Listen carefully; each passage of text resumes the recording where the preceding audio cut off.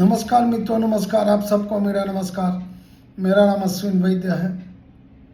आज मैं आपको दो अच्छी बातें सुनाने जा रहा हूँ। इस जग की उम्मीदों पर तुम खरा उतर ना पाओगे। इस जग की उम्मीदों पर तुम खरा उतर ना पाओगे। स्वाद की इस दुनिया में तुम धुतकारे ही जाओगे। तुमको वो मोती बनना है जो बिन सीप के गर्भ में पल जाए।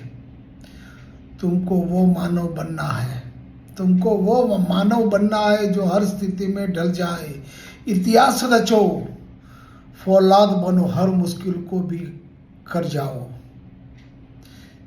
जग जिस करबत पर हंसता है, उस करबत पर वो करके दिखाओ। हर बार दिल को ठेस लगती है, फिर भी यह बात समझ नहीं पाता हूँ। यह भरोसा हर किसी पर करने की आदत पुरानी है, चाहकर भी ये आदत सुधार नहीं पाता हूँ।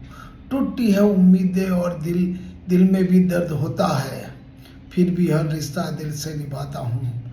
बहुत समझाया लोगों ने कि सब पे भरोसा मत कर, फिर भी इतनी चोट खाकर भी अपना स्वभाव बदल नहीं पाता हूँ। Thank you, thank you, thank you.